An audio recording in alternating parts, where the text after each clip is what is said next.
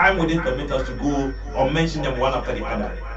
So when my able men get the opportunity, I think they are going to address those issues that has been put on our table. But as we speak, Kofi is still not in the house. But to my right is Nana Otafrija from the camp of the National Democratic Congress, the responsible opposition party. Nana, you're welcome to the studios of GOB Radio and TV. Thank you.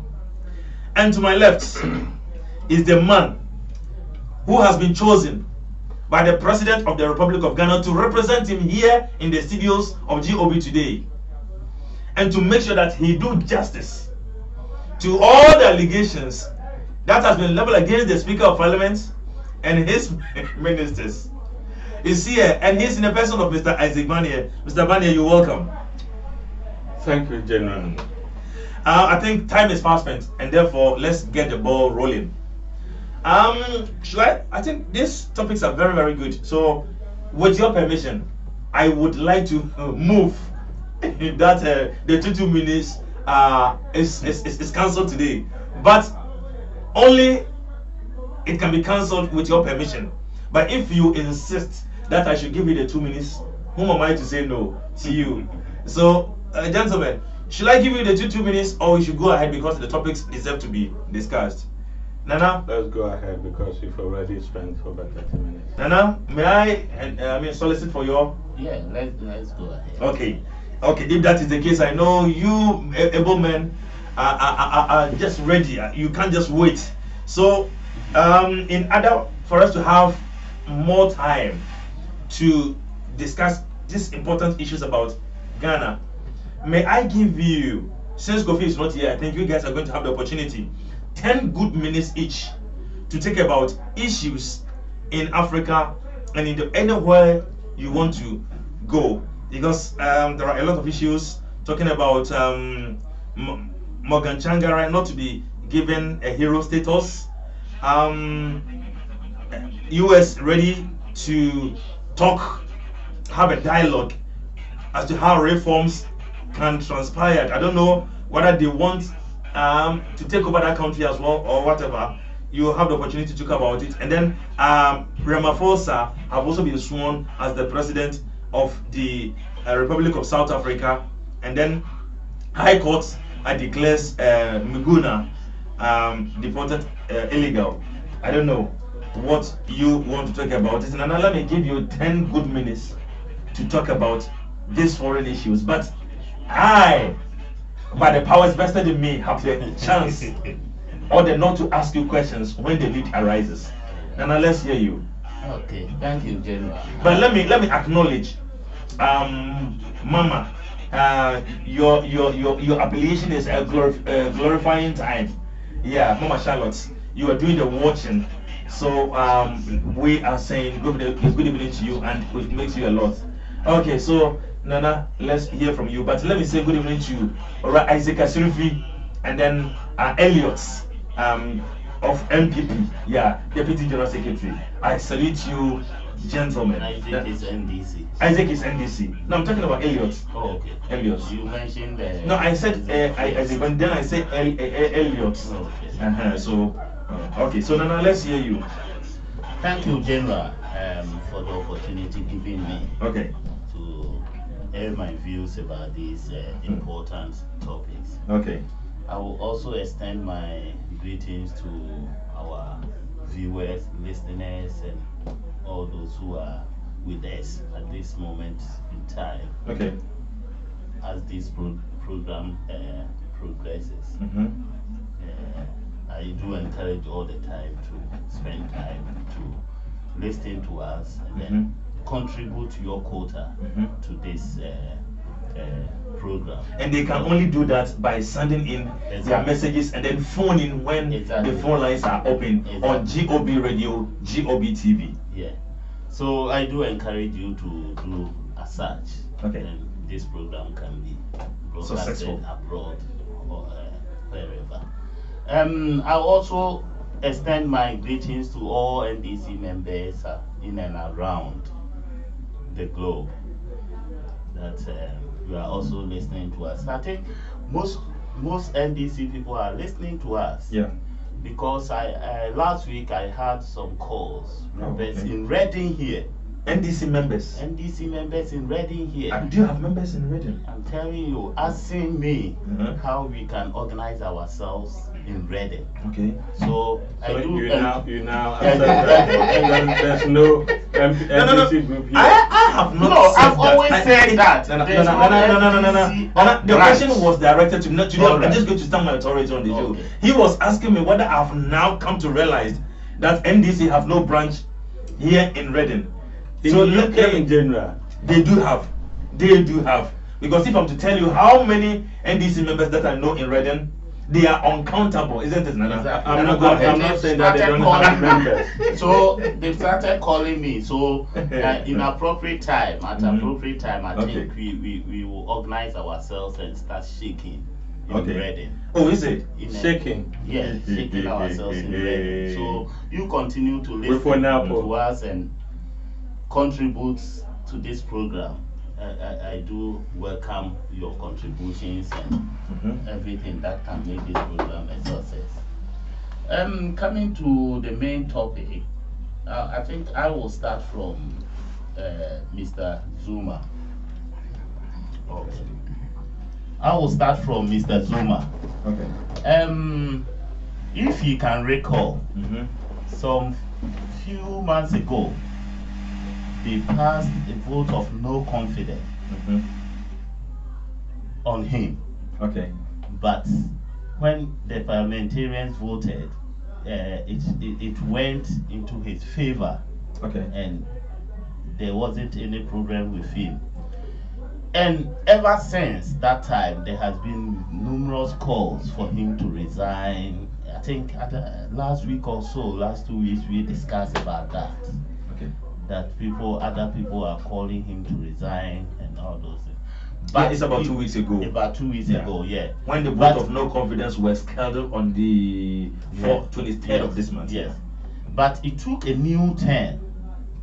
This time, his own party was calling for his resignation or to step down.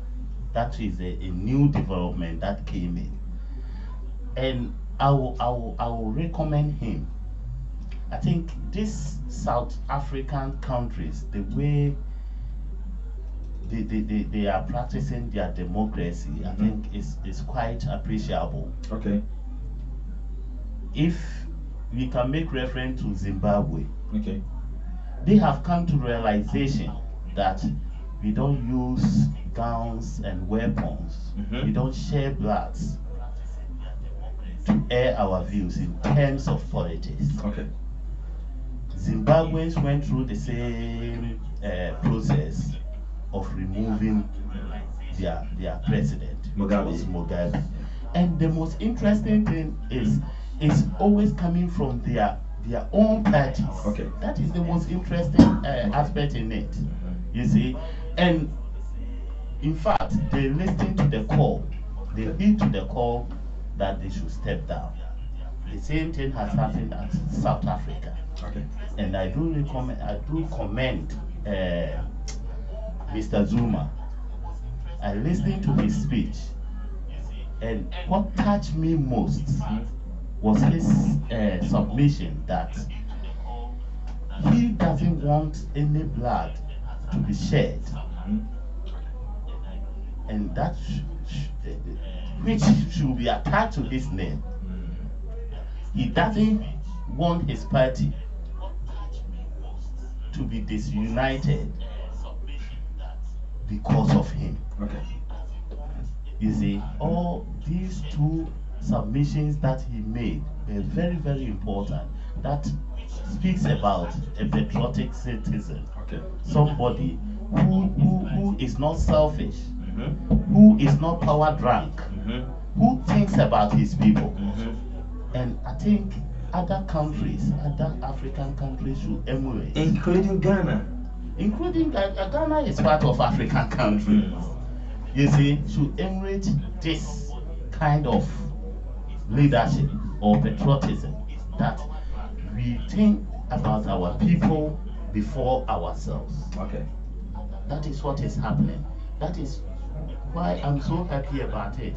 Because this should have generated, if it's somewhere else, it should have generated into chaos and anarchy. Okay. People will be killed, and I'm totally against.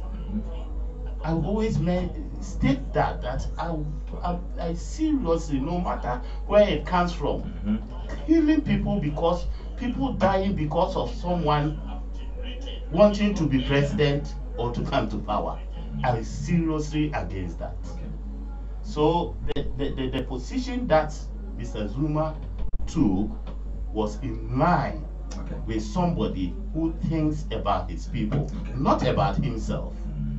He should have stayed there and caused all sorts of commotion. But he thought about his people. He had a second thought. He said that because if I don't step down, there will be a chaos. There will be chaos and anarchy in my country. People will be killed, and my name will be attached to all this. So I do commend him seriously, and it's a lesson to all of us. That at least we have to emulate this kind of patriotism in any other parts of the world, not only Africa, wherever. And the other one, which was the one that you were talking about? Morgan Tsvangirai not to be given a hero status. Yeah, I wanted to air my views about that one as well. Morgan does he deserve to be? Who is more? Let's go back and know the basis about Mr. Morgan Tsvangirai. Not the late Morgan Tsvangirai. I think he has been the only opposition, the prominent opposition leader in Zimbabwe. He never became a president. He was an opposition leader. I don't know what people are calling for. State barrier, or I don't know what they are calling for. I don't know what people are expecting. I don't know what respect they are expecting to be accorded to him. Other state barrier, I don't get it. General, if you can help me to come up with anything that they are calling for. Does he deserve, state barrier? In what sense? The state giving a state barrier is a prerogative, especially to the head of state. So to determine. So in this case, aren't you sure that because the man belongs to the opposition side, that is why he's been ignored? Or yeah, but General, why should we accord state barrier to opposition leader? No, I think that thing should have been accorded to, or it should be accorded to people who have immensely contributed to the development of the country. So what are the contributions? If you are telling me about the contribution, his contribution to the nation, I will understand. But you are saying that because he is opposition leader, he should be accorded with a state barrier. Not only that. But what are the contributions? That is what I want to know. What are the contributions? You and I wouldn't know because we are not in the country. Exactly. But we can't. So I don't know. In this sense, I will say that NDC being in opposition are not doing anything meaningful towards the development. You are doing something meaningful to the country. But maybe because it doesn't call for state barrier. That is the section I want. Now, if God forbid, if ex-president Mahama, ex-president Lawrence, ex-president Kufuor passes on, God forbid. It's Nana Akufo-Addo's prerogative to say that I will accord this state barrier. Let me come in. I'll let you continue. So let's assume that something we don't expect, like those names you just mentioned, one of them passes on, and Nana, in his own wisdom, says he's not going to accord any of these men in case the person passes on. That hero, whatever. Let me explain to you. What will you say about it? these people I've mentioned have been head of states before. That is why I was asking if Morgan Tsvangirai had been head of state before. They have been head of states before. But now, in case NDC goes to polls and elect maybe Abambabin or my man, what is his name? Okay. As what do you call it? As their flag bearer. And God forbid something happen. And we are calling that because he's opposition leader, the president should accord him state barrier. I don't understand. No, you've got just about a minute or two. You see, so there should be an distinction. But as I've mentioned, there are people who have not physically served in the positions of government, but have been given state barrier. Because they've contributed to the country in various ways. But as I've mentioned, is the president who determines. Even now, people are calling that Ebony should be given state barrier. It's President Akufo-Addo who will sit down and say, yes, I've realized what he's done for the nation in terms of art and what do you call it? Art and culture industry. So I will give her a state barrier. No one can question that. Okay, and let me go by my time. Thank you very much indeed. Mr. Barnier, let me hear from you as well. I think there are 3 major issues in Africa. I don't know which way you want to talk. Well, I will take this opportunity. And thank you to Nana for honoring your time. I want you to recognize that. But you were interfering as well. No, that's right. No, I gave you 2 extra minutes. You spent more than 10 minutes. I gave you 2 extra minutes. So, trust me. Now it's 51. We don't count 51 because we've already gone into 51, so it's 52 now. Yeah, it's 52. Yeah, so let's left with 8 minutes. In whose time is it left with only 8 minutes? I gave you 12 minutes because I interfered in 2 minutes. That's my time. But his time is 10 minutes because we are not interfering. It's 10 minutes. I take opportunity to say hello to our viewers and listeners, and particularly my party members here. I say hello, I salute you all.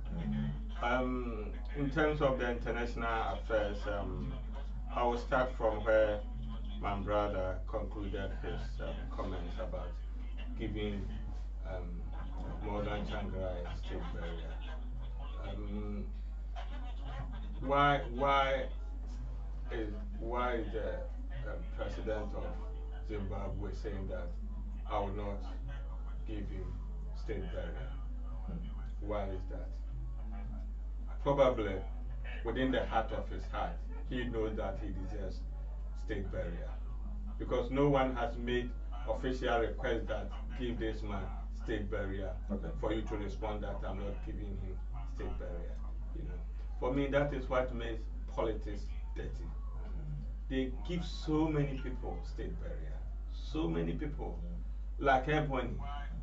The president can give Ebony state barrier. It doesn't. You don't lose anything. And for me, even refusing to recognize this man, his funeral will even be more popular if both countries have been united and do it. It will danger the opposition party and they will mobilize themselves. When I hear these things from Africa, Africa in general, we kind of adore when people die. People that we don't even talk to when they are alive. When they die, we still attend their funeral. So I would expect that if opposition leader dies, any president or even any incumbent government wanting to show maturity will align itself with that. I'm an MPP man. When we were in opposition, an incumbent president died. All of a sudden, the way we were talking about this man when he was alive changed, and we all came together and mourned him. And the country was united. Than never before. Imagine the opposition that said, well, we don't care because he was not a good president, blah, blah, blah, blah.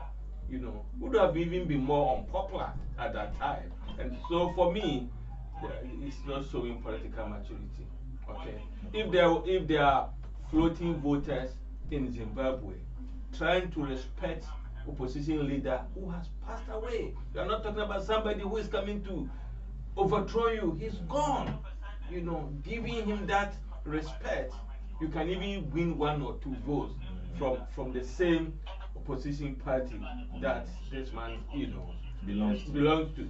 You know, so for me, well, it's not a big issue, but if you look at his contribution towards political, how do you call, transition or development in Zimbabwe, he deserves something. I don't think his name can ever be erased. He deserves something. So for me, Changra. going on the path of that route that I will not recognize him, I bet we will make him more popular. Okay. You know.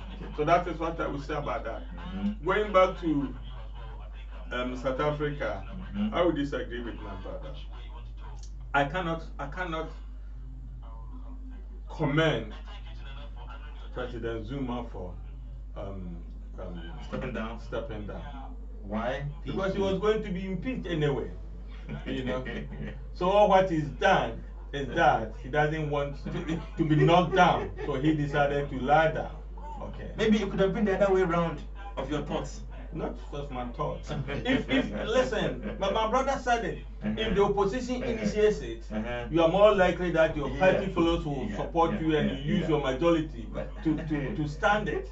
And when it's not coming from opposition, but it's coming from your own party, it means you are dead even before before your coffin is bought. That is the issue. So he knew it that his term is over. He actually used this to negotiate, and that is what I hate.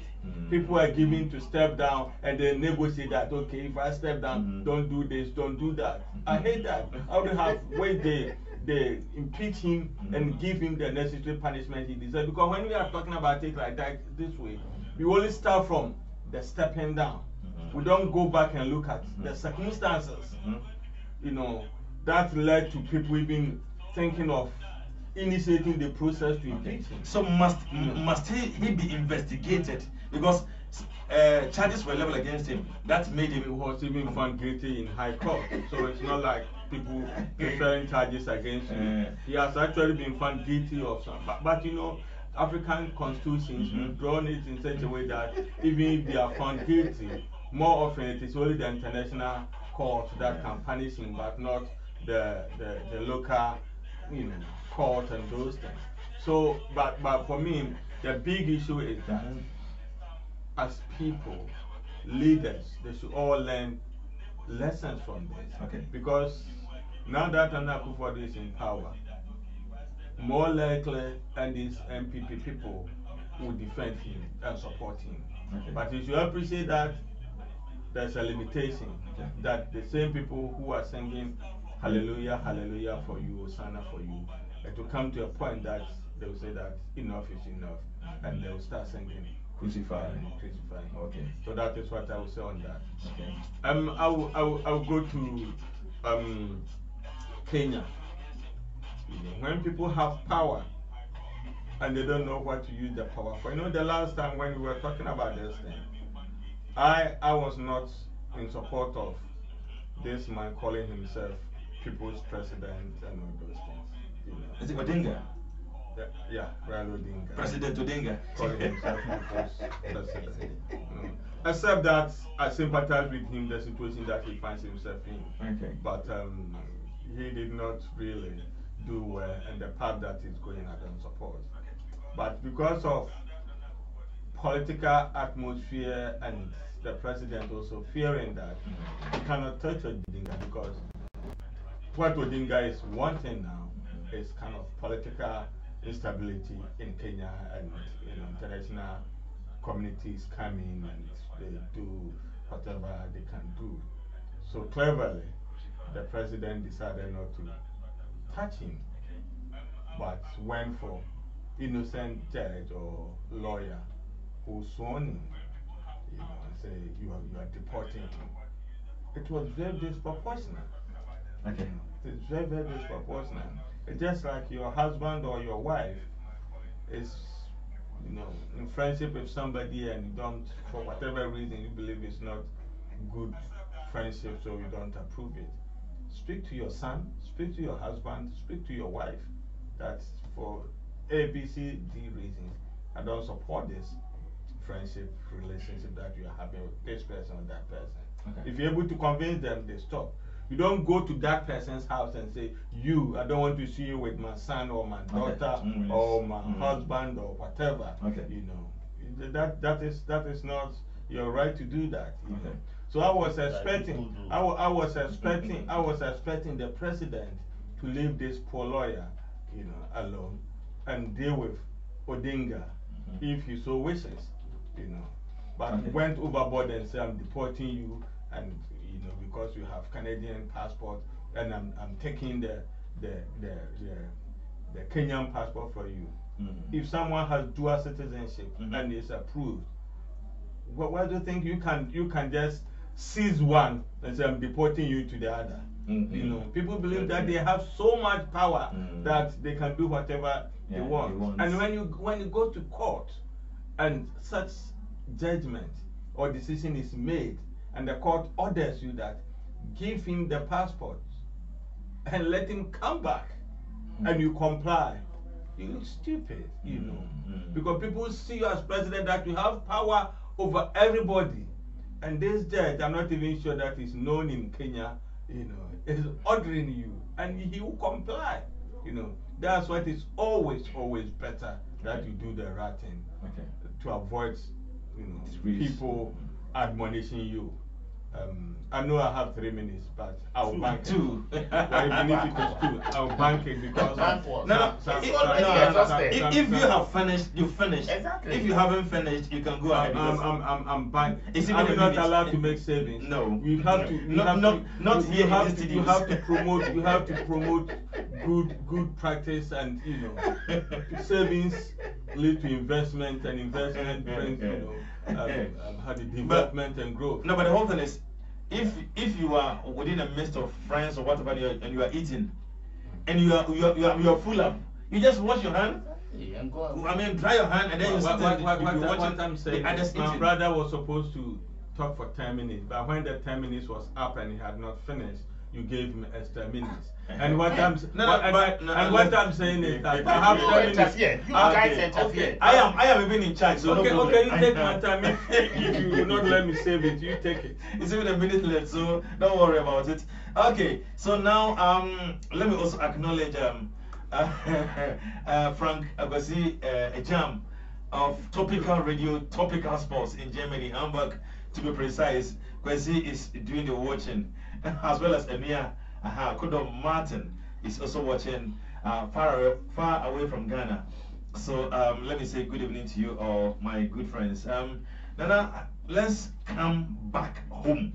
When I say home, I'm talking about Ghana. But please, those watching us and listening to us, especially those watching, try as much as we can to share this message, this video for others who have not even heard or seen such a special program before, to also benefit from it. So please hesitate not to share for other people to also benefit, and then God will richly bless you for doing that. Just like and share them. When you like, then you share for other people to also benefit from watching us on this program. Okay, so Nana, first of all, this is just giving you about 35 minutes to talk about Togbe Afede.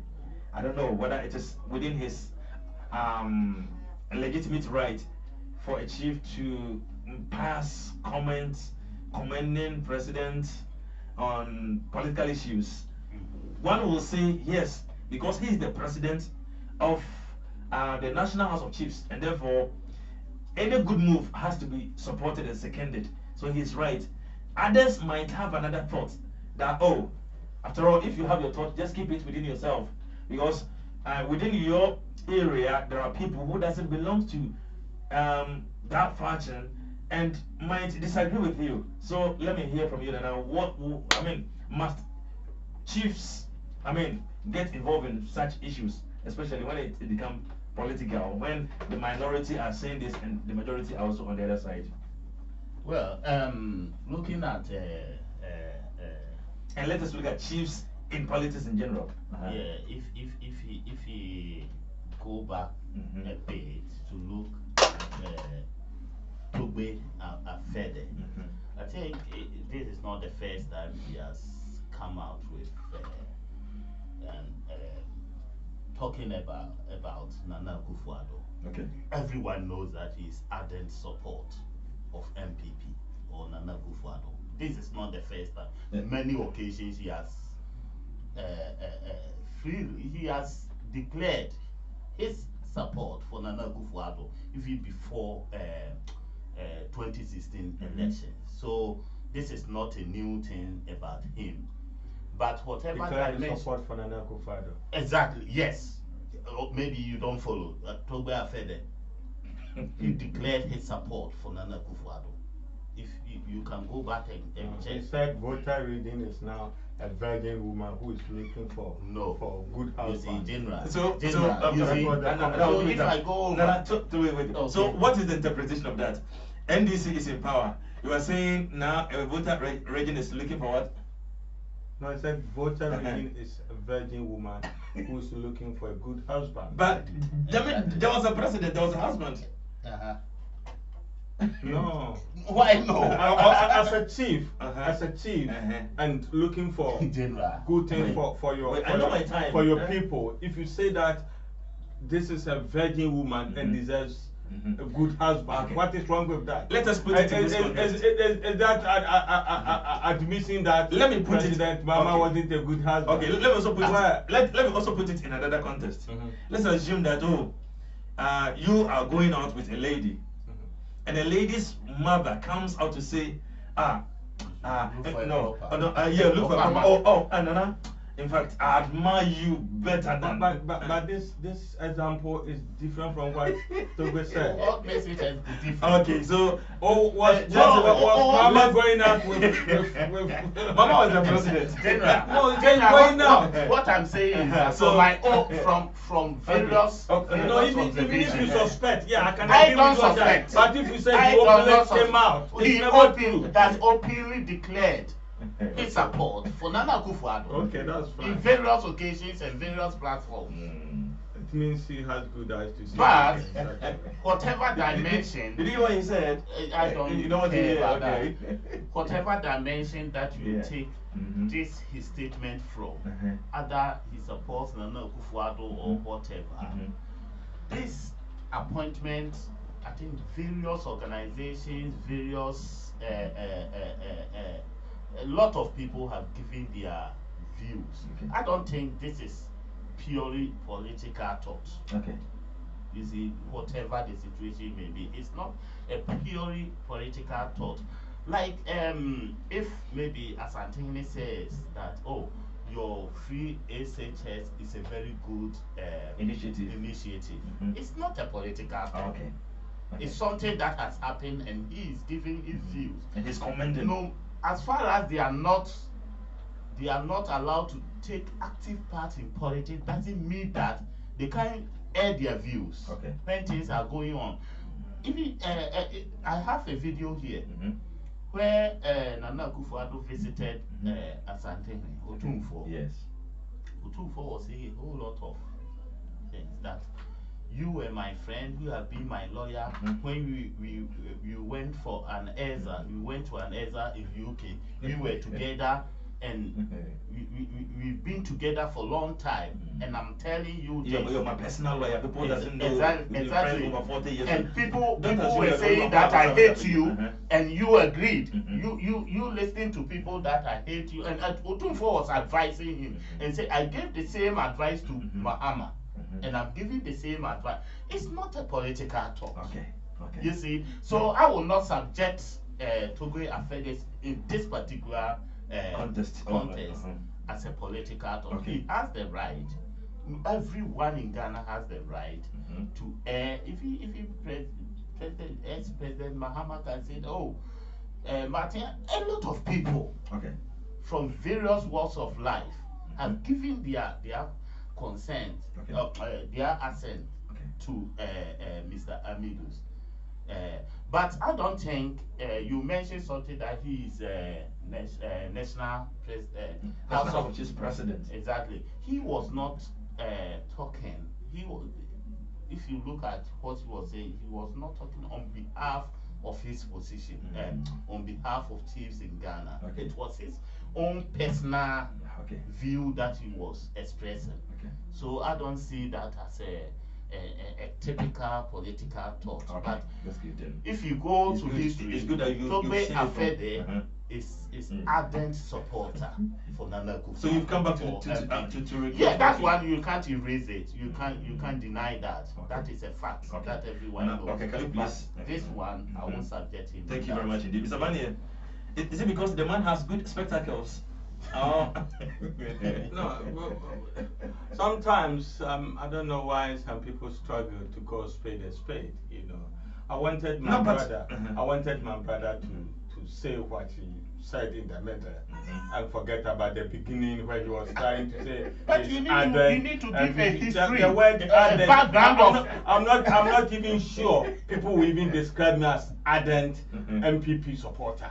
I'm here talking for MPP, but I'm not even sure people would describe me as. Yeah, but maybe you say that people to know whether you are ardent or not. People knowing your activity, your activity in MPP, let me draw the conclusion. You don't need to tell them. Let me finish. So for me, this is obvious thing. This choice that Nana made. You know, sometimes people just commenting that it's not even worth commenting. Okay, people comment them, but this one, the appointment is fantastic.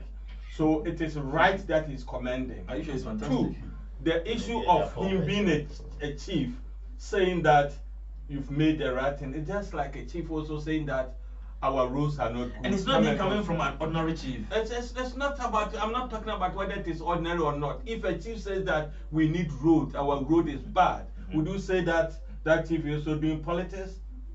Actually, the road to that community is bad. He wants it constructed. Or if the chief is saying that we need jobs in our community, the youth are all migrating or moving to the cities, so we need jobs. This is normal comments or requests that chiefs make. And if you go and you construct road for them and you go and inaugurate, and the chief is given opportunity to talk and they say, we thank you, that is fair and acceptable. It is only when they draw the line to say that, oh, because of this road, I'll make sure that my people will not vote for you. Vote for you. It's a virgin. We knew a new husband. Say all those things. We know you. I can't be how do you call it? I will be how do you call it? This chief from BA that will be Nana Bosman, is it from Siani?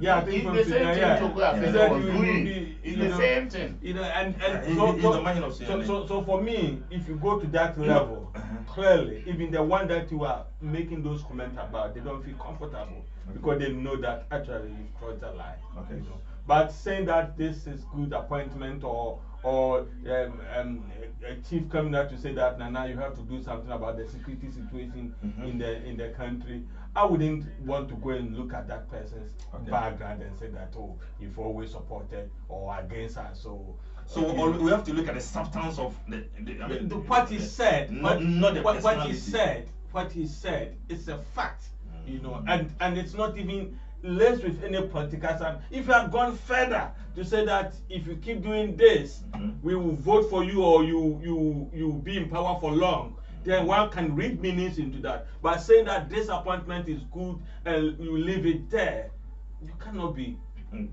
you know, accused for. But sometimes we take people on by their previous pronouncements. You see, like now indicated. Exactly. Something might not be even questionable because of your previous history. The point is why it has become a topical issue. This is somebody who is talking about. You were sharing cars to chiefs. You know, these are behaviors that people should not be doing. You were giving chiefs cars and those things. Such behavior is behavior that we should condemn. You know, because You put them in a very difficult situation. You go and give somebody Land Cruiser. No, when you say chief, if he's given to all the chiefs, there's nothing wrong with it because there's everything wrong with it. Because chiefs are the custodians of the land. So what? Are you buying land? Are you buying land? When government wants land for developmental projects, they go to the chief. General, but I'm coming. But in an instance where he is being selective, is when I wouldn't buy it. But if it's given to be everybody, for me that is even the one that is more stupid to do that. Do you know number of chiefs in Ghana? When few weeks ago we were at this studio talking about the police not having cars. Okay. That even when you report a matter to the police, and they will tell you that they don't have car to come to you. Okay. And you have money to buy cars for chiefs. Yeah, because and you say you will not condemn it. Even in every I don't traditional area or wherever, every district contributes something every month, every year to the chiefs for being custodians of the land. That's why. So that's why they don't need to be bought additional cars because they're already receiving royalties. Okay, they are giving something to recognize their position and then be the custodians of the land and everything. But the point is, if you have money to do it, that's fair enough. But not when over 100 students pass their senior high school examination and they cannot afford to go to senior secondary school because of money, so they stay home. When police are not well resourced, but we have money to buy Pajaros for chiefs, and you're not even selecting the chiefs, and you say, please land. That is why Ghanaians have made a decision that such people who misuse our funds will not be given opportunity near our throne again. Never again. Such people, is that no way? Okay, no way. Thank you. There are a lot of friends watching this program, but let me say good evening to you. I'm from Mr. Seth Bafo of Reading. We wish you a long journey in your marriage. Let's tackle the next issue on our table, and let's go to the minority because the time is a bit fast spent. This one I'm just going to give you 10 minutes again, uninterrupted. But again, I have the right to come in when needed. Nana, from the topics I sent, why are you guys crying? You always start from me. No, it's not always. No, let's be sincere. Sometimes I go this way and I come that way. So let's hear from you. General. Yes, sir. Opposition. We are in opposition. Because people are saying that you guys are good at opposition, but the kind of behavior today the majority doesn't like us. Tomorrow the Speaker of Parliament. Aren't you sure you guys have to sit down and also reconsider some of your decisions? What decisions do you need to reconsider? General. Maybe what has attributed to you. You see, people, the members of Parliament, they were voted there to be the mouthpiece. If you are going to the history of parliamentarians, you see, they represent people because not everyone can go to Parliament House to talk. So we've given opportunity to people to contest. And when they are voted for, they go to the Parliament to be the mouthpiece of their constituents. There have been so many times that we have been calling some MPs some names that even when we went to Parliament, we didn't hear you even talking or whatever. You see, there have been so many MPs who have suffered. Some MPs have been voted out because when they went to Parliament, their constituents or people didn't hear them, didn't see them making any contribution or talking about issues in Parliament. If you don't know that, if you go into politics, you know this. And the stance that this Speaker of Parliament has taken is very dangerous. And remember, General, this is not the first Speaker of Parliament that we've had. If you come to the Fourth Republic, I think he is the about fifth or so Speaker of Parliament that we've had. Let's start from Mr. D.F. Annan. I think he was there for 2 terms. Okay. He was there for 2 terms, and after him, Mr. Peter Alajete. Okay. And after Mr. Peter Alajete, who came? But let's end it there. Mr. Peter Alajete, his own MPP people spoke evil about him, and they were not happy about him in Parliament. Why? His own people, his own MP people. Why? Because maybe because of firm. Exactly. And because he was so firm. No, I'm coming. That could be one of the reasons. Another reason could be that maybe he tries to win favor from the minority side of God. Which favor? Now, Mr. Peter Alajete wasn't when I say somebody who fair, needed. but when I say maybe Which favor? I'm analyzing what you are saying. Which Okay. favor does he want? Okay.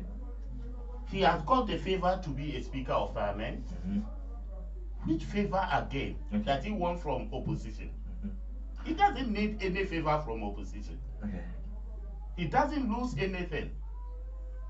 You see, so his own people started impeaching him because he was so This fair. impeachment coming from.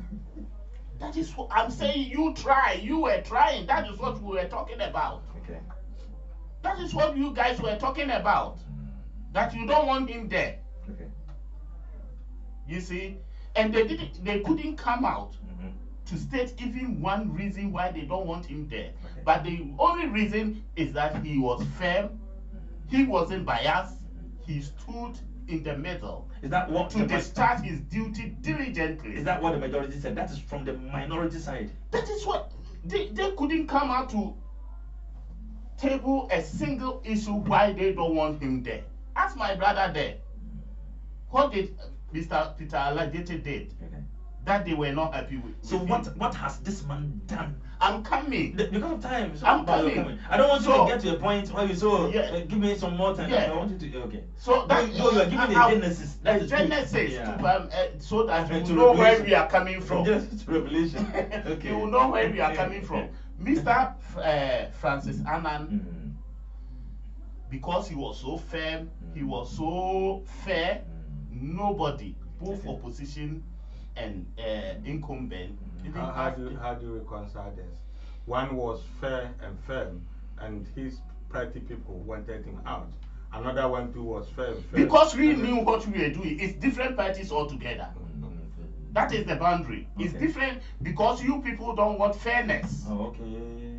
MPP do not want fairness. So that is why they were talking evil about Mr. Peter Alajete. So, but we the NDC, we recognized what Mr. Francis Annan was doing. Okay. That he was fair. Okay.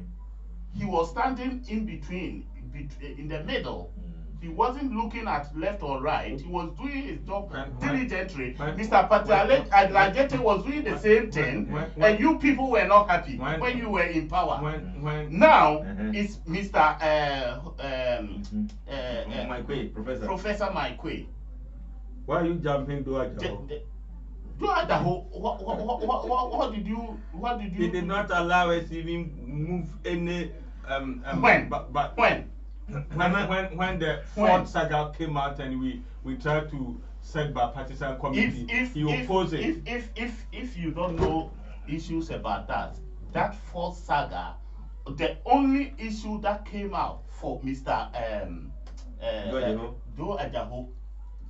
He did not even allow the match. He did not allow. That is what I'm giving you the reason that the matter was still at court. Somebody has taken the matter to court, and he was saying that the matter is, as we speak, the matter is still with a court of competent jurisdiction. So there is no way. So he didn't want contempt. What about when you were selling the bank? Which bank? General. Yeah. Let me. When you get you your are answering you him. can come out with all this. What I mean is, so, but you were answering him. That's what was quiet. Yeah, General. All that I'm saying is that Mr. Professor Maikwe is treading on a very dangerous path. Why? Do you know? It's very, very painful. Very, very painful. Yesterday, I was listening to Elton Broby Okay. live from Parliament House, from the chamber. Okay. Evans Spencer was asking him that this is what we are hearing. Elton, you are the live witness. Tell us exactly what is happening there. Which party does Elton belongs to? I don't know. Elton is a journalist. Okay. He's a reporter from If it's a reporter, that's Elton fine. is a reporter, Joy FM reporter, parliamentary correspondent. Oh, Yes. then you should be genuine person then. Exactly. He is the parliamentary correspondent for Joy FM. Not bias. Not, I don't know. That one I cannot define bias. What you mean by bias? But all that I'm telling you is the report that Elton Broby gave was. Evans Spencer asked him specifically, Elton, did you see that the minority leader was up before the majority leader? Elton said that yes, Evans, I saw him from 6 to 15 minutes standing there before the majority leader rose up. But Elton said that the laws in parliamentary, they are dealing, the regulation is that the speaker has to catch the eye or something. You use the term that I can. You have to catch the eye of the speaker. Exactly. You have to catch the eye of the speaker. General, do you want to tell me that it's the same room as we are here?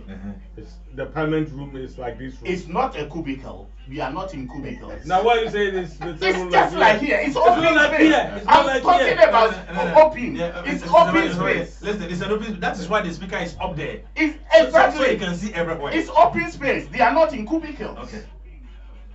So if you tell me that someone was standing there for 6 to 15 minutes and couldn't catch your eye, Was somebody talking when he was standing? Because if somebody was talking while he was standing, General, coming. let's assume that. Let's assume that. You cannot assume that we know it. Even We know it. if it's Tell like us. that. No, I'm not saying. So- I'm not saying it is like that. I'm only asking that if there was somebody on the floor already Yes, speaking, General, I'm coming. the- I'll give it the time. I'll give it the time. You know me. I'll give it the time. Yes. If somebody was on the floor talking, And I hope you give me the same then time. that is when I You've been interview. on the phone for about 11 minutes now. No. Started on 16. No, 18. Because It when took you him start, about by 3 minutes to 4 minutes now. what I mean is, if now that you are talking, Uh-huh. you see, I'm always eyeing you. I'm not eyeing him. You see, that's what I'm saying. That if there was somebody talking on the floor of Parliament, General. the speaker's attention might be on the one talking, not somebody standing. Exactly. Exactly. Now continue. Let's say that was the situation. Okay. General, as we sit here, you are sitting in between us. Okay. But the speaker is sitting up there, looking at us on the floor. Okay. And you want to tell me that because someone was speaking, so you didn't see someone who was standing for 6 to 15 minutes. But someone who just arose, you saw the person and it gave him the opportunity to talk. Okay. How can you justify this? Okay. If You see, truly, they are in Parliament. That is the only place. Because after Parliament, if you come and say that, oh, I wanted to say this, people will say you are stupid. You were there. and You the didn't man's talk. and the man's chair is right in front. Exactly. The majority, they are in front. Yeah, that's what I'm saying. They sit in front. Yeah. The majority's leader will be there, and then the minority will Please, be there. land. So I don't see why. Only a minute to land. I don't see any justification from his Professor Quay that he couldn't see catch Mr. Helena Ruzu couldn't catch it. So is that why you're saying that You see, that seat is not his inheritance? That's a serious statement. It is because he is pushing them to go to that level. He is pushing them to go to that level. It's not Because if you continuously, this is not the first time. It's not maybe because they're also trying to do what is not expected of them to do. What is not expected, Maybe out General? of maybe a recalcitrance. He has not even spoken. How will you know that what he is coming to say is rubbish? Okay. You have not even given him opportunity to talk. Okay, Land. How can you say if that? there is anything, I'll come back to you again. So, General, all that I'm saying is, the House of Parliament, that is where their business happens. Okay. So they should be given opportunity to talk about the business on floor. Okay.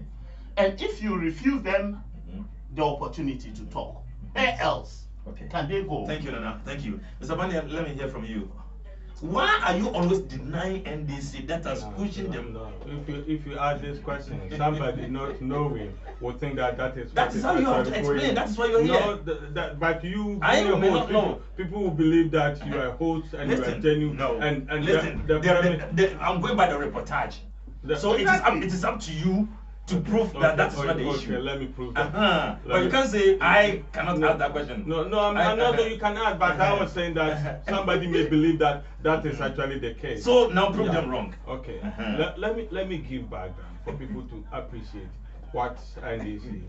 You also started by Genesis. They are doing. Yeah, I need to give a background because I've started 6:30 and you gave me 50 minutes. No. 15 minutes. 15 minutes. So let's go back. Okay. So NDC as a party, they are trying to play with Parliament. Okay. First, this is a party who waited for Parliament to go on break. Okay. And as soon as Parliament went on break, they came up with motion that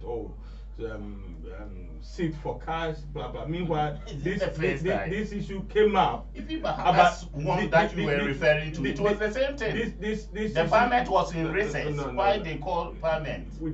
Let me. Yeah, you came in with the 4 issue when I was talking. That's why I'm referring you as well.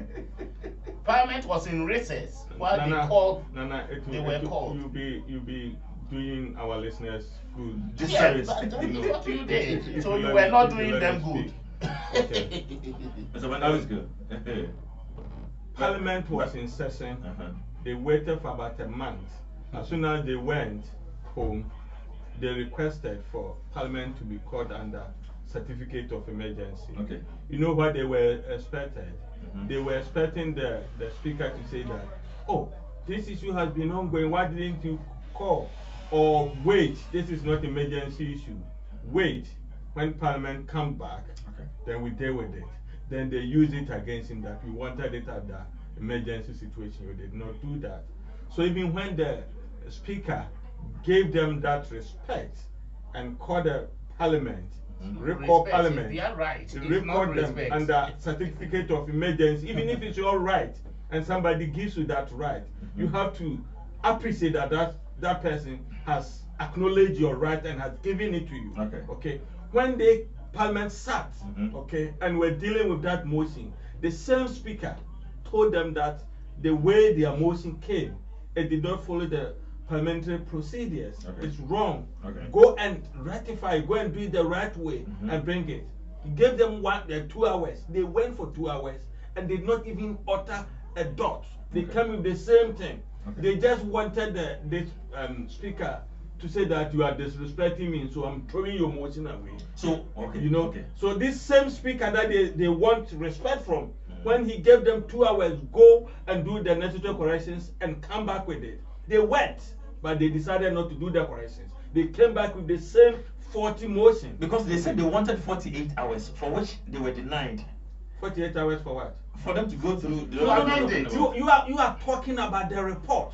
I'm talking about the beginning, before the committee was even set up. Before the committee was even set up. You know, the motion that they used to call for this bipartisan committee, the motion was not properly done. And they were given 2 hours to correct it because people were making the case that if the motion is not properly done. So after the 2 hours was given to them, they went and came with nothing. They came with nothing, the same thing, because what they wanted was for the speaker to throw it away, that, oh, I'm giving you 2 hours, you've gone and come back with the same thing. You know, but the speaker said, no, I will not do that. I will set up the committee. So you and DC go and bring your people. MPP go also bring your people. 3-2. They went. These people sat for, we all saw it on the TV. When it was time for them to write their report, we all know what happened. NDC members, one traveled abroad, and the other one understand. So give me 10 minutes, give me 20 minutes. For 4 days, they couldn't find him, and he was saying that I was WhatsApping you my whereabouts. Once you were supposed to go to Parliament and write report, he was WhatsApping. And here, before we even saw the main report, we saw the NDC minority report. Okay, it has never happened, and it doesn't happen. We write one report, and if you have dissenting view, we capture it in that report that we disagree with this, that in the same report. But they chose not to go there, and they wrote their own report. Well, they did not even present it in Parliament. They presented this in the social media. Okay, that is what they are doing. That is what they are doing. My brother is talking about Parliament when you stand. Parliament is not a place that when you stand, it's like first come first and you stand first and we call you. Because Parliament is made up of minority and majority. Okay? So if minority is talking, after that, majority should come in to give it fair balance. Because if you are talking about numbers, the majority have more numbers. So if you are using, can you say 2 majorities should talk before 1 minority speaks? Okay, but it's not like that. It gives balanced debate. One minority person. So it was Muntaka who was on the floor. Okay. And Muntaka is calling Nana Akufo-Addo a liar and deceit because he said he will abolish the petroleum levy. I was about to and has not done. So that was the issue they were debating. So Muntaka was the one on the floor, and they were saying that the word that is used on Nana Akufo-Addo is no good, retract, and he was saying that why. So Muntaka, that 15 minutes that Nana is talking about was when Muntaka was on the floor and was even refusing to retract and everything. Okay. So within that time, was when that man was already up. Haruna was what happened was that Haruna stood up. And Temensa also stood up. Okay. But it appears that Haruna stood up before Temensa.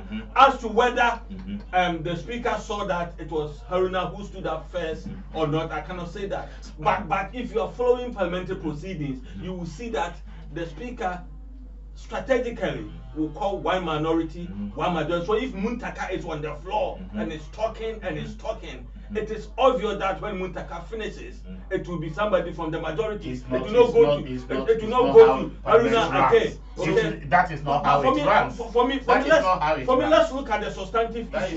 So if you stand up, for whatever minutes, and you are not called, and someone called, is that reason to impeach somebody? So what? Real occurrence. Various occasions, not once. So that is what we are talking about. Why was Haruna not given time at all until he was giving time? After majority chairman spoke, you called him. Oh, then okay. You called him, and when he got on the point is, if you look at what they are doing. No, I thought that he was ignored. No, he was not. He wasn't. What he was saying is that she should have been given opportunity to speak before chairman. You know, and for me, this is what they are reducing our parliament. I'm coming. No, is that how it was? Oh, you've given. So he had Haruna, Honorable Haruna, had the opportunity later to talk. That is not the issue we are talking about. Either he had opportunity to talk later or not. You see, even in class, sometimes one will raise the hand, the other one will raise the hand. And the teacher may be called somebody. We are not raising the hands at the same time. I understand you. But listen, Effie Broadway was there. She said, I understand you. She said, minority speaker was out for 6 to 15 minutes. I want to 6 to 15 minutes before Chairman got out. My problem is that whether you were called last or you were called first, it is an issue you wanted to address. And he had opportunity to address the issue. So, General, you don't understand what you are. Do you know? What? If someone ignores you, do you know what it is? When you say ignores means you were not given the opportunity. At the time that you should you should be given. At the time that you should be given, you were ignored. That is what we are talking about. Okay, Mr. Bani, now at appropriate time, you should have been given the opportunity to talk. You were ignored. Your appropriate might not be the appropriate to the Speaker of Parliament. The Speaker of Parliament does not sit there and make laws for himself. But he is going by the law that has been enshrined in our Constitution. He's not sitting there to make laws for himself. But he's a leader. He's a leader, but he's been ruled. He's been there, governed by rules and regulations. He's not there to do whatever he wants. That is where we are drawing his attention to. That he cannot sit there and do whatever he wants. Come to me for 4 So minutes again. why do they want to impeach Mr. Alagete? What on what grounds? Okay. On what grounds? I understand you, but I thought that he wasn't given the opportunity at all. But that's that is not the that's issue. why I came back to Then- again. then- So now I will go back to Mr. Barnier for him to finish his The submission. point is, it's not going to even end today. It's not going to end today. It will reoccur and reoccur and reoccur. Okay, for me, that is what worries me. And they will reduce our parliament into something that very soon the populace or the electorate will lose confidence in that. Because what is become, this report that I'm talking about, carried for C10, that they call it under certificate of urgency, that people were called from their cities and they were paid extra per diem to come and sit down and make a decision and everything. When the report went to parliament for them to even debate the parliament, the same minority who brought the issue did not go to parliament. They met and had press conference. Okay, that is what they are doing. But this is investigation that they called for, And if the report that they claim it is minority report, they said that they did not believe that it will be bipartisan. So they, as a minority, have sat down. They've written on their own report. But meanwhile, they are the people who called the speaker to invite every member of parliament to come for them to form bipartisan committee. So if they knew that it was not going to be fair, why didn't they do their own investigation and come up with their report? You call the whole world that let's do it together, let's investigate and write report. But when that happened, they decided not to go to the very parliament that they started the motion. And that is what they are doing. They want to do everything, and our advice, Speaker of Parliament, to just take heart, because that is their strategy. That is their strategy. Ayariga's one, when he made allegation about bribe and those things. The first time when he was made to retract, he didn't want to. He wanted the speaker to do something that have thrown you out of parliament or something. Then they use it. Also, this is how you are treating us. That is their stock and trade. And I bet you it will not end there. It will not end there. They will continue doing it. Who says? Where is it written that if you are a member of parliament or if you are a minority leader and you stand up, you are the first, or when everybody is talking, you should be the first person to talk. Even in classroom, like you said, some children may raise up their hand. You even decide. You even decide that you will not call somebody who has raised their hand, but call somebody who. And you cannot do that in parliament. You can't do that. And what are they there for? Then call your own people and talk to them. Let me talk. Give me that respect. When this man was there, it's not that he was not giving time to talk. Okay, but he's complaining that he was not called when he wanted to talk. Okay. This is it's like not babies. when he wanted It's to like talk. babies that when It's they not when he wanted to when talk. they want That their is not the fee issue. and you don't give it to them at that time, they cry. And when you even give them later, they say they will not eat. Yeah, but sometimes when you have appetite for something, and you are denied. That is what I'm giving the picture, that it's not about appetite. If Muntaka, who is the minority chief whip, is on the floor making serious allegations, calling president a liar and you were not calling Mahama incompetent. So that retractive at this thing that he was made to retract. Yeah. Were you in support of it? In support of what? That Honorable Muntaka should retract the comment he made against Nana Addo Akufo-Addo. Was it right for him to be forced to retract? Yes. Parliament. Let me tell you something. Parliament is different thing altogether. Okay. That comment that he was making against Nana Akufo-Addo. If I go to Parliament and make that same comment against any parliamentarian, they will sanction me. So it is the language that you are using. That's why sometimes some people run away from Parliament, because there are some comments that you can sit on the radio and make those. The same Muntaka, if Muntaka had made those comments in Joy FM or any radio station, no one had forced him to retract. But if you go to Parliament and you make such comment, and the chair allows you, or Speaker of Parliament allows that comment to stand, then he's not doing his work. Because Nana Akufo-Addo cannot come to Parliament and use that same language, call the parliamentarians that they are liars or they are deceitful and those things. You know. So that is why on Parliament they said. So in case His Excellency the Vice President had called ex-President Mahama incompetent and all these things in Parliament, he would have been punished.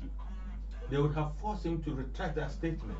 You know, there's some, even we are talking about Martin Amidu, the language when he was being vetted, because at that time he was in Parliament, the parliamentary committee, so he was in Parliament, and everything that you say, you have to prove, or that's why he was more or less forced to retract some of his previous comments and other things, because at that time he was in Parliament. If he were to be in a radio station on one line and these people on another line, you'd have been considered as one of the serial callers. That's the issue. His comment, he wouldn't have been retracting those things. So Parliament, it's totally different. That is why the same Muntaka, when he was on radio station making comments that people were levied and collections were made, and was talking about extortion. When he went to Parliament, when he was making his motion for Parliament to investigate, he decided to throw away the issue of extortion. Because he knows that you cannot go to court and start telling people that they've been involved in extortion, which is a crime. You know? So that is the issue. Okay, so now I think looking at the time, we have just a little quarter to finish the whole thing, but let's see how it goes. But we've still got some few minutes to go. But looking at the topics, I think I need to give you some opportunity to comment on those topics as well. Like the ASEPA asking the president to scrap some 6 ministerial positions, and others are also saying that Nana should emerge some of them because it's just wasting the nation's money for nothing. And let's see. And I think these are the major issues that needs to be discussed. And then the petroleum issue. Zabani, let me start from you. I'll give you 8 minutes, and then I'll give you another 8, and then we call it a day. So let me hear from you on those issues.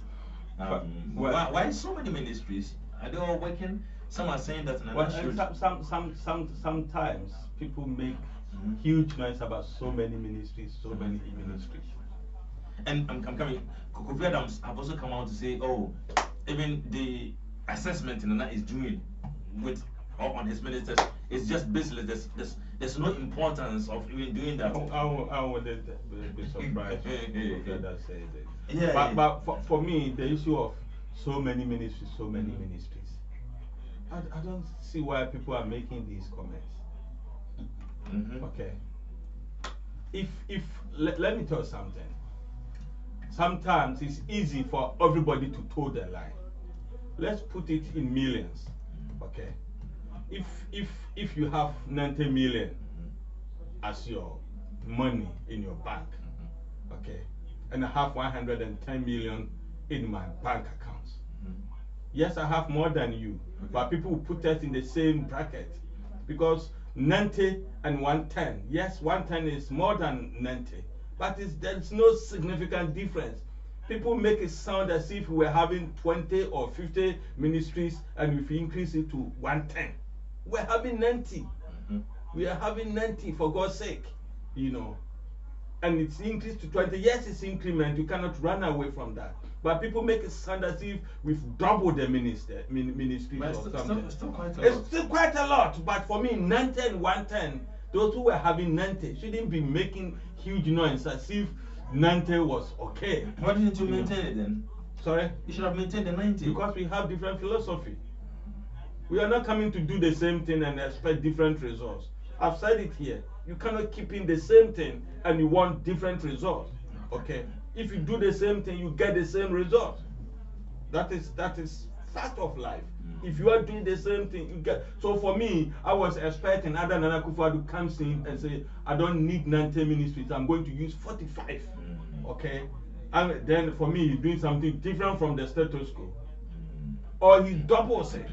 At the end of the day, the end will justify the means. You know, let's give this man opportunity. He is somebody who reflects. The people make decisions and get it wrong and decide. But for me, I would not look at the mere number and say 110 is too much.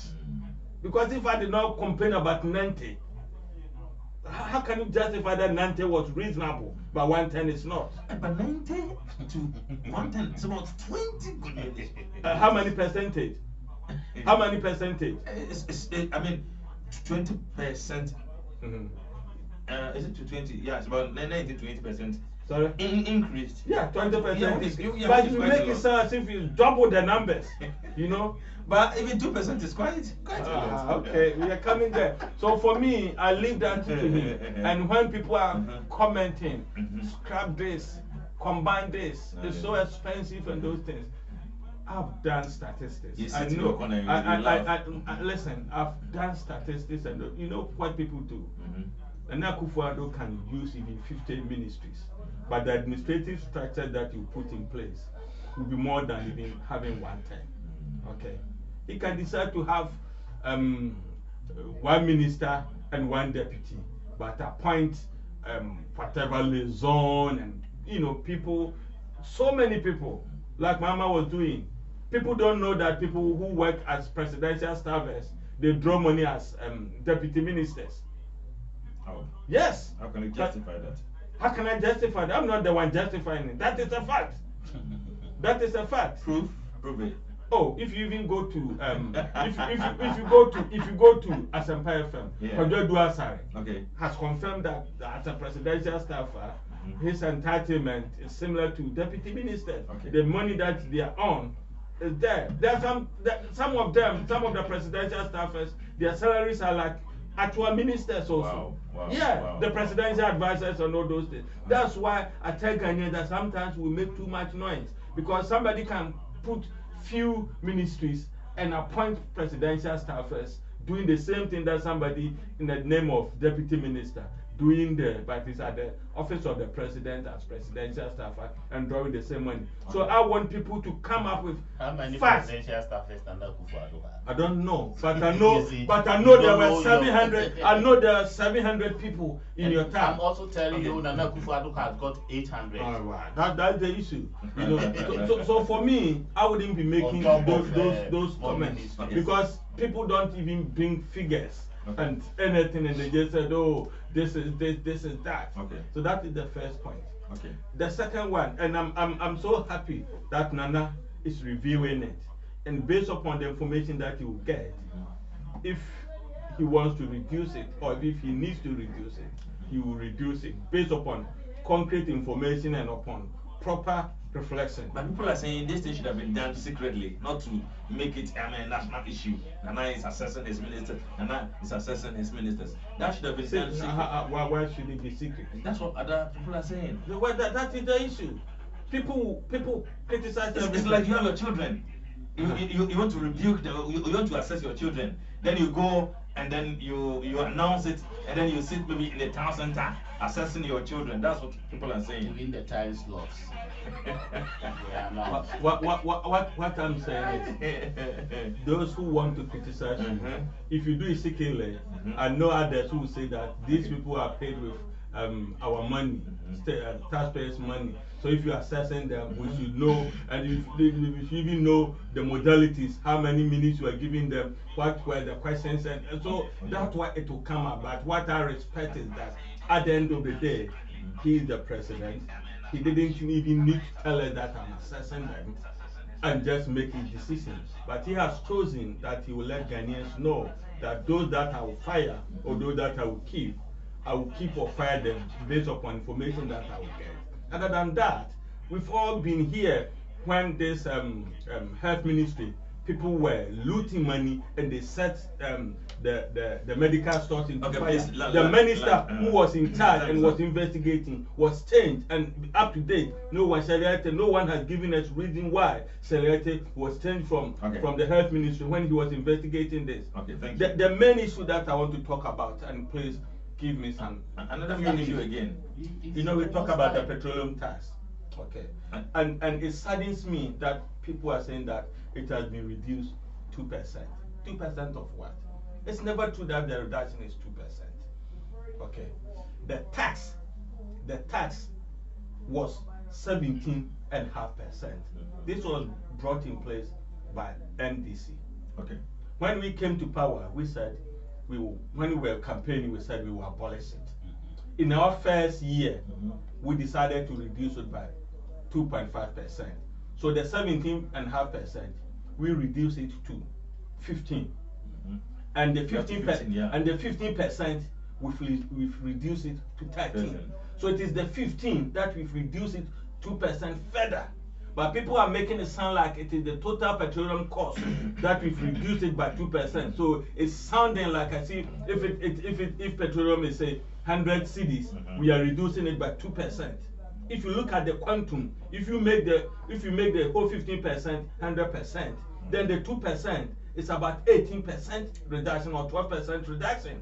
I think it's around 12% or 30% reduction. Okay. And this is significant because at the end of the year, when labor unions and all those people, they go for negotiation for increment in their salaries, they get 10%, 11%, 12% increment. So for government to make a decision, and when they did the calculation, we are looking at losing about 46 billion cedis a year Nana, for that 2%. Nana, let's hear from you as well.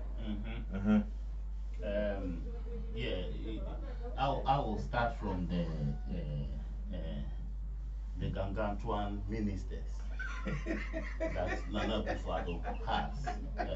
General, my brother was saying that it's not significant because it's just 20 ministers. Let's assume the 90 ministers, they were being paid £1 million, one Ghana cedi per month. Now, how much is it going to be added? 20. Exactly. And you are telling me it's not significant. Oh, but 90-20, there's much difference. There is. There is much different. There is much different. It's just difference of 20. Just. You will see and if you don't brush any you see. So general, we should call spade a spade. Not a small fork. And this minister, it's not even about the numbers. Okay. They are not performing. Oh, so you can't see anything. What? Have you seen any minister with They are not performing. They are there in name, just by name. But the assessment have not even come out. Can you? Which assessment? Do you need Nana Akufo-Addo to come and tell it? When this cash for seat issue came, he called Alan Trematin. Alan Trematin himself has said that he wasn't directly involved with the dealings with the expatriates. He delegated Carlos Ahenkra, but he was the one who was called to answer questions, where he is saying that he wasn't directly involved. But maybe he was briefed. Briefed in what? Call the person who was directly involved, who physically went about the dealings with them. And what difference could that have made? Do you understand that? Because he will give the first-hand information. Do you understand the delegation of power? Do you understand the delegation of power? He will give the first-hand information, and that should have been all right. Okay. But this is the second-hand information. But general, all that I'm saying is, we don't need Nana Akufo-Addo to come and tell us that I did my assessment, because all the assessment that he's doing, I don't see any necessity. It's not necessary. It's not necessary in any sense. He will assess the minority. You've got a minister designated for that monitoring and evaluation. You've got a senior minister. General, I don't know if you've gone through their job description. If you go through their job description, you will see that the senior minister and minister for monitoring and evaluation is just overlapping. That is good governance. It's just overlapping. So what do you need? If you have these two there, who should do that assessment, and you are wasting another time to take upon yourself. That means those ministers needs to be removed. They are not important. The way you are talking, they don't need to be there. If they police don't need to be there. investigate something, the person should I'm not be given on the floor. opportunity to answer. General, I'm on the floor. Yeah, but I'm acknowledging you for that. So what I'm saying is that if people are calling to scrap some ministries, Minister for Monitoring and Evaluation need to be scrapped first, because it's there for nothing. It's not performing any function. Senior minister should be scrapped because it's not performing its function. But it's part of the economic team. I'm telling you, General, go and read their job description. Okay, I'm basing my argument on their job description. Okay. They are not doing their job. If they are doing their job, Nana Akufo-Addo will not take it upon himself to go about and vet, I don't know what he calls it, interview or assessment or whatever. If they are doing their General, no, but nobody's listening. You are the one they are listening. He is interfering and he needs to be stopped. Okay. That is what I'm saying, because when he was talking out, you were sat here quietly. Yeah. So General, all that I'm saying is, some of the ministries are there for nothing. They are not there. They are not fit for purpose. Okay. They just enjoy Aganganton money. Exactly. They are just being paid job for boys. Yeah. That is how I see it. Job for the boys. Job for the boys. Exactly. Because if they are not performing, they are there for nothing. It's job for the boys. Okay. Exactly. So General, I will end on that. The job that we've created. We can't General, let me come to special petroleum levy. If Mr. Muntaka is calling Akufo-Addo and his government liars, must that come from an honorable person? Exactly. If the vice president was standing everywhere, incompetent, incompetent, and he is a liar himself. By then he was nothing. I'm not saying since he became vice president, he's still Akufo-Addo himself. Are they still calling? I'm telling you, General, follow their speeches. Oh, I do follow their speeches. You see, so if Muntaka is calling them liar, this morning I was listening to Mr. Kwarteng, and there's one of the agencies in Ghana, I think TUC or whatever. Mr. Kwarteng was actually deviating from the questions that was being put to him. Like you do here. But we don't know the questions. General, if you say that, it means we all listen to him, but we didn't listen to him. Evans Mensah, I listened to Joy FM. That is only that's what we are discussing here. We're discussing Mr. Kwarteng here. What I'm saying is that it's about the petroleum. He was talking about he is the one who went to Parliament to announce this. So if you don't know, it's Mr. Kwarteng who went to Parliament. That is, I'm telling you, that is your the reason. It's not my assessment. It was January. So who said he deviated? Let me tell you. Mr. Kwarteng was saying that Evans Mensah, as the man that I'm talking about, I've forgotten his name, was saying that it's a tie. No, not Kwaku Kwarteng. There was other man online. He's one of the president of one of the TUC or whatever, chairman or president. Was saying that Mr. Kwarteng. So do you mean to tell us that you politicians, we shouldn't trust you? And Mr. Kwarteng asked, why are you asking me that question? He said, you are the people who were saying that you even walk out. We don't have time to go into genesis of it. They walk out when we were discussing this special petroleum levy. They walk out of Parliament. During that time, they were a minority. They walk out. You even staged a walkout, and now it appears you are defending what you were condemning. He said, did you hear me? He said, but I hear Mr. Ejakun, Wachie Ejakun, on various platforms saying that when we come, we will scrap it because it's a nuisance tax. Even Vice President said that. Okay. You will scrap it completely because it's a nuisance tax. Aren't you sure it's just a gradual process then? General, it's not. We are not talking about gradual.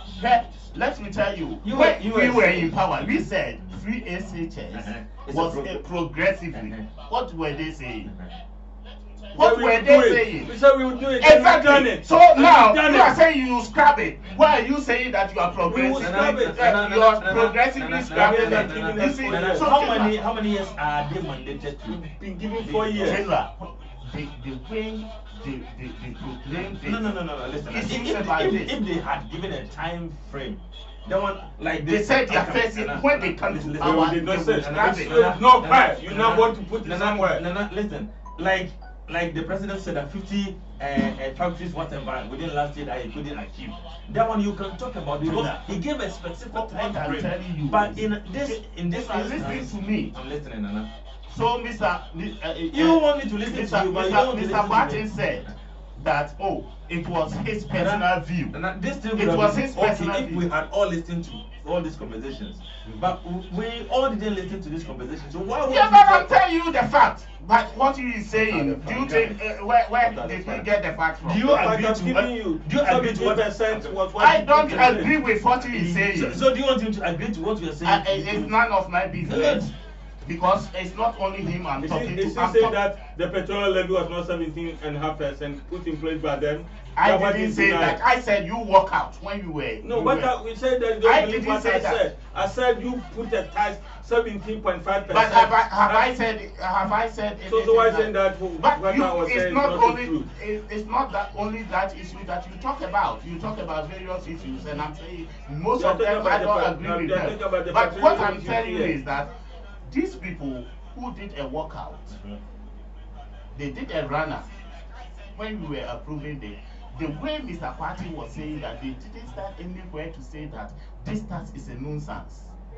That is right. We say we will abolish nuisance taxes. That means every tax is nuisance. Say that they did not say we will abolish they specifically said that this special levy tax. We don't have time to go into it. But we did not call this one nuisance. You see, General, so these people. So now you're London, These people, their hypocrisy. Call us MPP. Is betraying them. Calling us these people is not fair. If you lie, it will mention it here several occasions. Okay. It will catch up with you. Okay. You won't go scot-free. It will catch up with you, and that is what is catching up with them. Okay. If you listen to various radios, how people are very angry. Okay.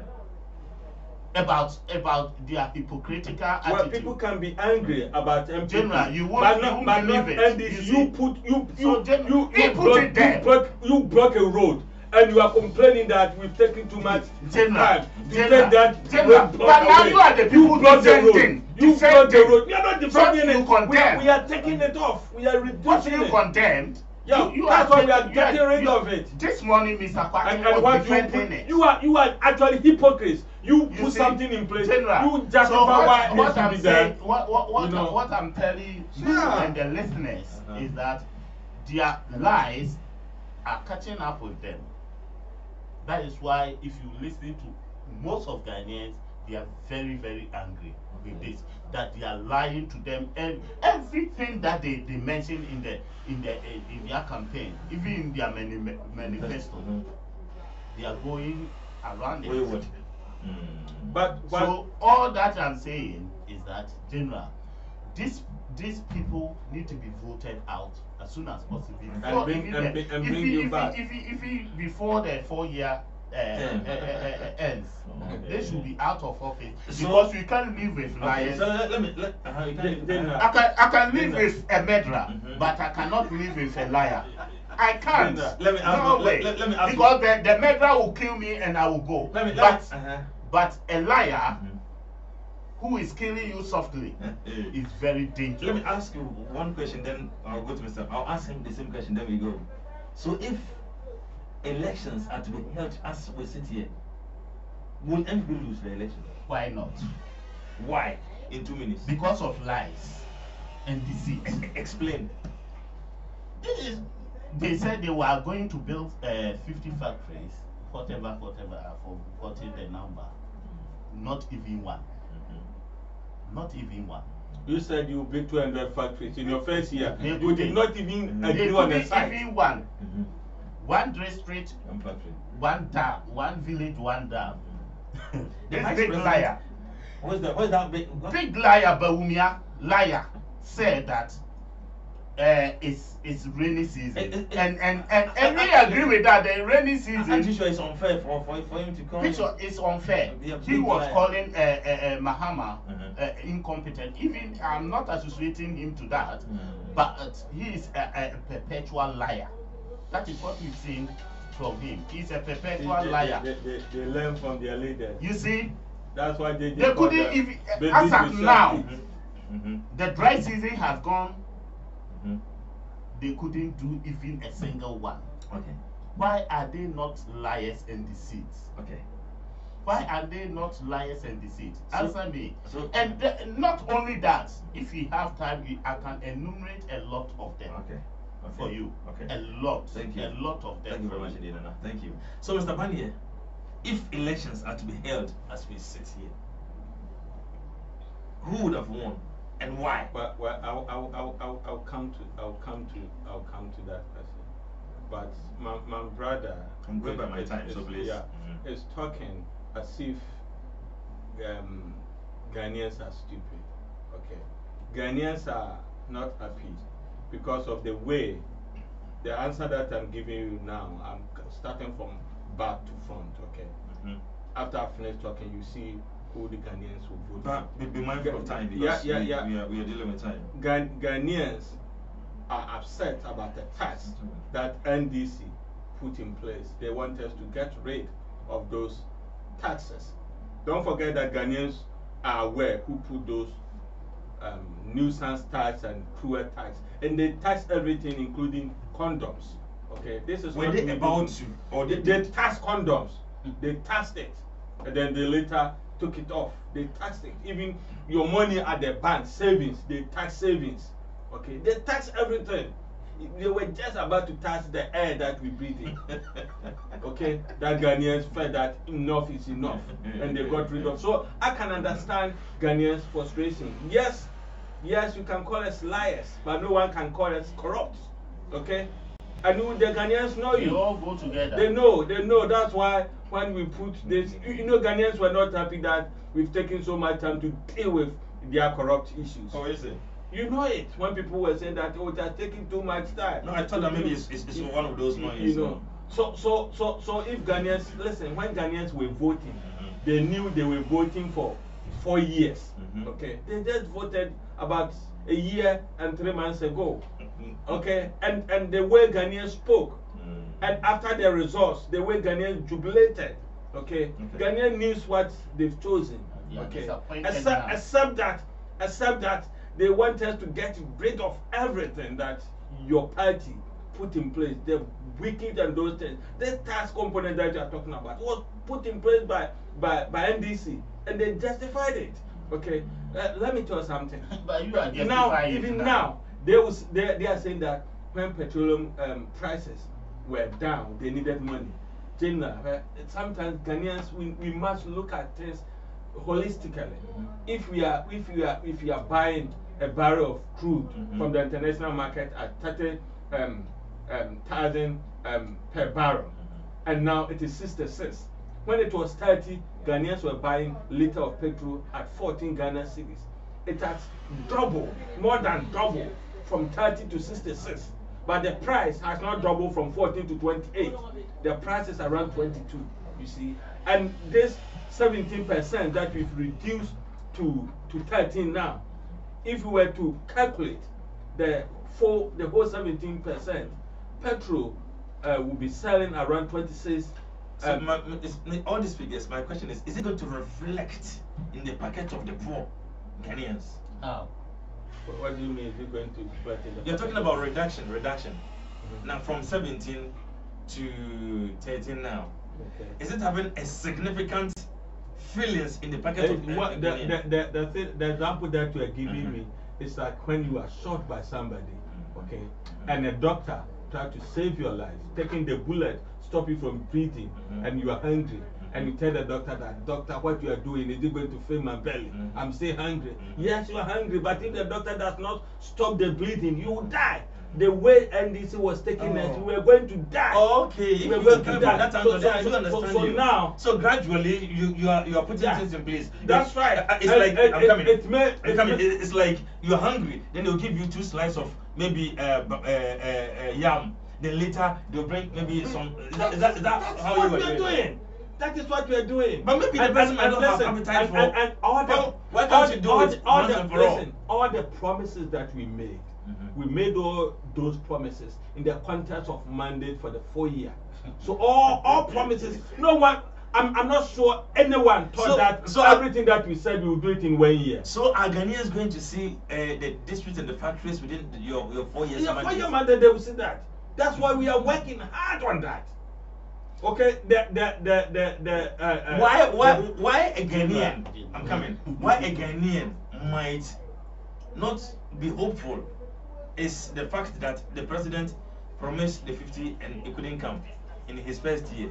So that might bring some I can understand because a president promised 200 and said they will do 50 every year, and it was the 3rd year that they started. So they believe that another similar president is in place. Okay.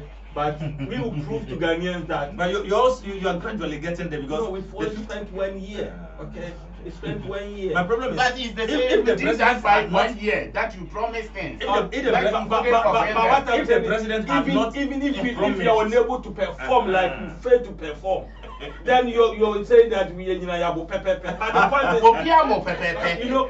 are failing. You are failing them bitterly. When about 4 batches of nurses. Let me tell you something.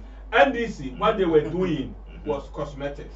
Okay. Oh. Let me explain. In what sense? They will build hospital, but they will not recruit nurses to go and work in that hospital. There were about 4 batches of nurses who were stay at home, but they will not recruit them. We have a government that do that and a government that employs. It's like they're building the infrastructure for you to implement the free education. Ask them how many nurses are they employed? Now, how many? Let me tell you something. Ask them how many nurses? They said they have employed a lot, about 3 batches. Which a lot? That's how many? They are all working. They are all working. Who are all the working? Batches, the one that you. All of them are working. They are all working. They have all been employed. Where? Oh, okay. Then and why are Ghanaians crying? Those who are now in training school, they are getting allowance. Okay. But they say you paid just about 2 trenches and that was all. That is the news circulating from the camp of. Yeah, it's not going. It's only 2 months that you. It's not going, General. Even if it is 1 month. If there are some people that they are saying that they are going to withdraw. I was having the message here. I heard the president. So now you know the importance that if you stop giving them allowance, some will withdraw. You see, that's why we saw the need. You are just telling me that someone said that they withdraw from the nursing. No. I'm not saying they are not withdrawing, that they are going to withdraw the money from them. I've got the message while I was coming here, but maybe I will reserve it till Wednesday. I will read more about it. But now you are a policy maker for the MPP.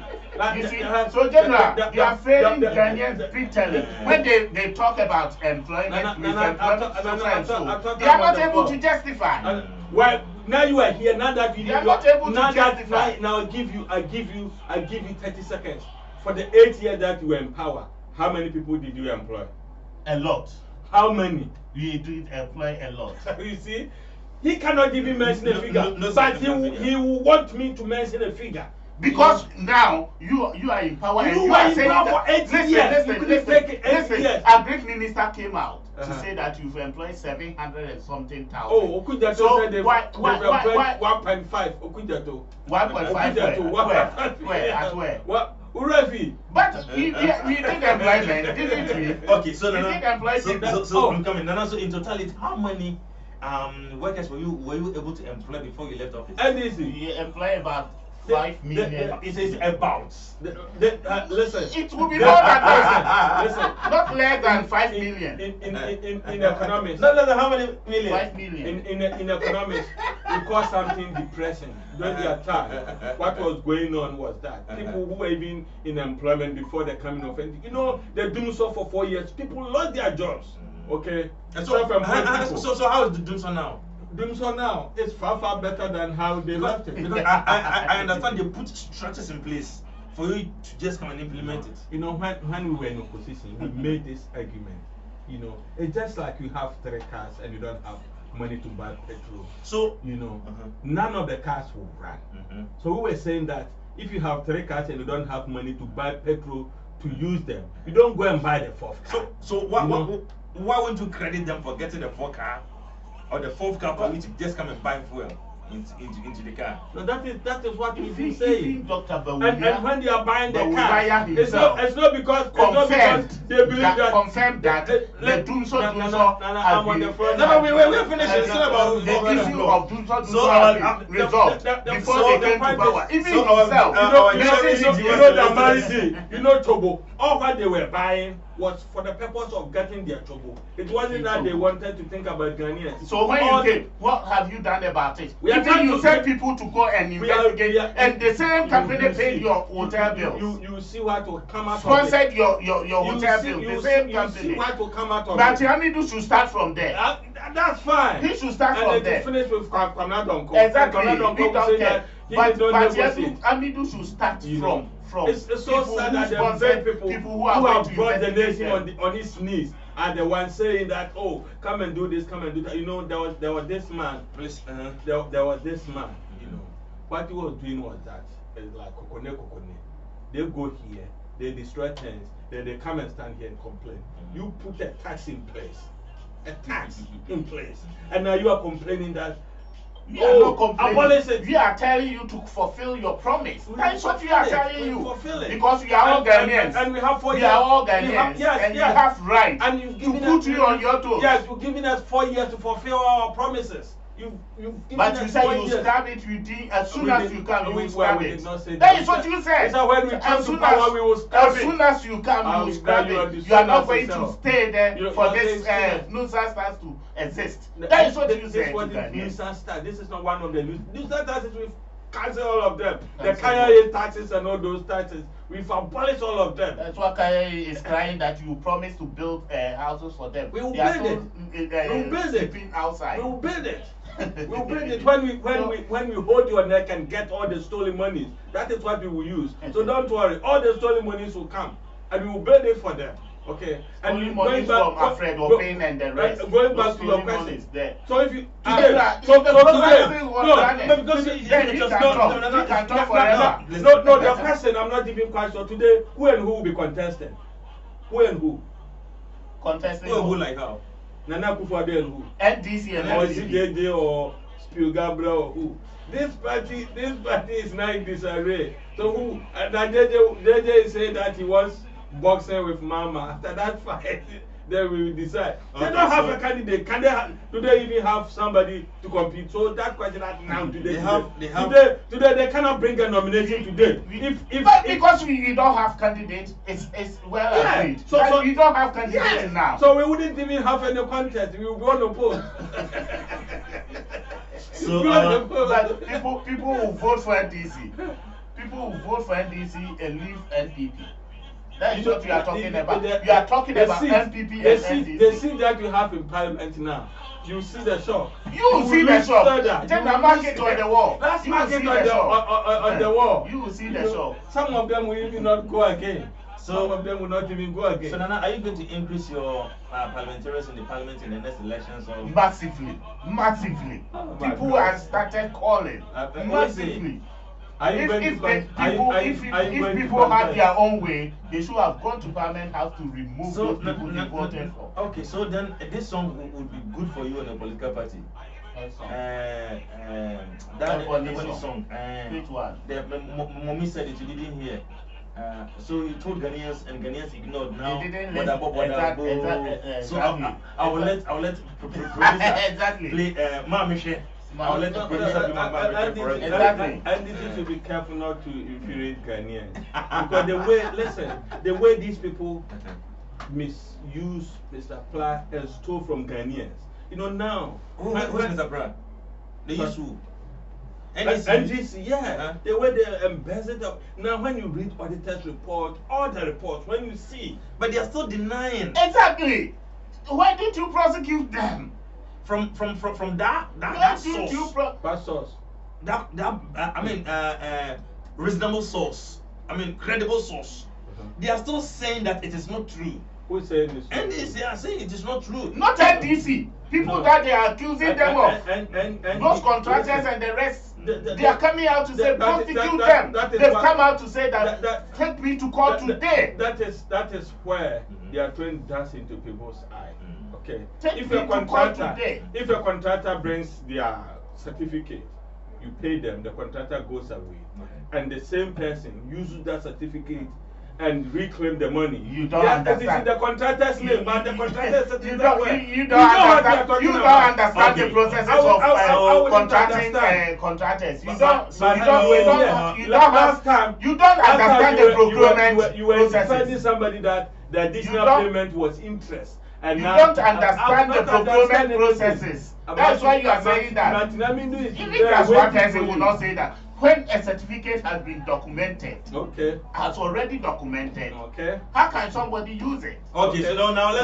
But go Now- and ask the auditor general, because this is in The auditor General's general report. is throwing dust into people's Okay. eyes, I and see. people are saying that take me to court today. What are they? You go, don't waiting worry. for? They will go Okay, to court. okay. So order in court. Order in They court. will definitely go to court. Order in court. So let's listen to. Let's hear. Mama here. Producer, Mama here. If you can.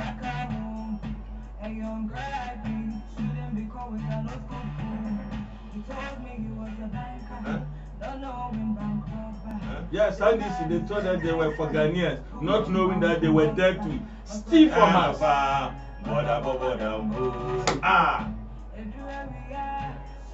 Ganjanko.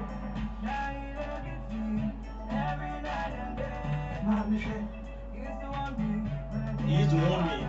I didn't want to know. One Ghanaians. Mama, ah, Ghana for sure. So if NDC were to be remaining, Thank you, producer. we Thank have you, cancelled the taxes that they brought in place. So my question is, Mhm.